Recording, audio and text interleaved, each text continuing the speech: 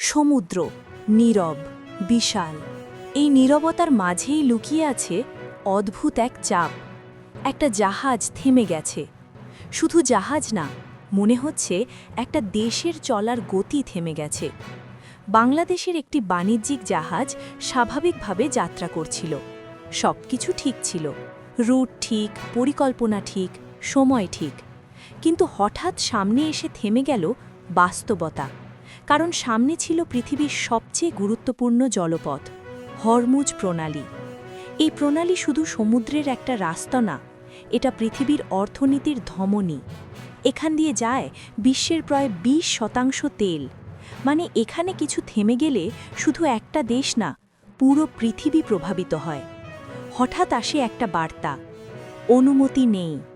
এই 3টে শব্দ সবকিছু থামিয়ে দেয় 1 সেকেন্ডে। জাহাজ এগোতে পারে না, পেছাতেও পারে না, মাঝ সমুদ্রে দাঁড়িয়ে থাকে নিঃশব্দে। এই সিদ্ধান্তের পেছনে আছে ইরান। বর্তমান আঞ্চলিক উত্তেজনা, নিরাপত্তা ঝুঁকি আর কঠোর সামুদ্রিক নিয়ন্ত্রণ সব মিলিয়ে এই জলপথ এখন অত্যন্ত সংবেদনশীল হয়ে গেছে। জাহাজের ভিতরে মানুষ আছে, নাবিকরা আছে। তারা যুদ্ধ দেখছে না, তারা গোলাবারুদ দেখছে না, তবুও তাদের চোখে ভয় না, তাদের চোখে শুধু প্রশ্ন। আমরা কি আটকে গেলাম? আমরা কি আর সামনে যেতে পারবো? আমরা কি ফিরতে পারবো? এই অপেক্ষা, এই অনিশ্চয়তা ধীরে ধীরে ভারী হয়ে ওঠে। অনেকে বলছে ইরান জাহাজ আটক করেছে, কিন্তু বাস্তবতা একটু আলাদা।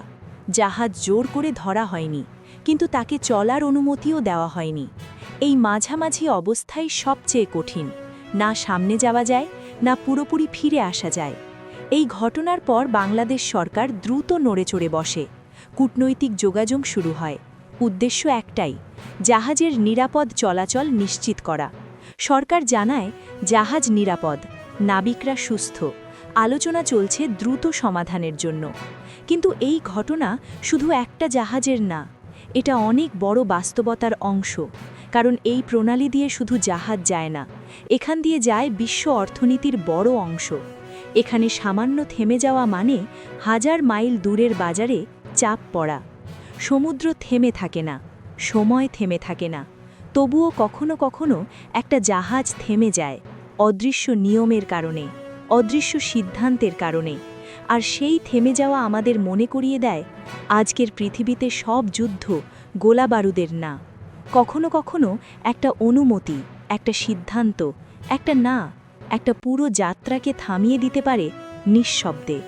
সমুদ্র শান্ত ছিল, কিন্তু সেই শান্তির মাঝেই এই ঘটনা আমাদের শিখিয়ে দিল পৃথিবী চললেও সব পথ সবসময় সহজে চলে না।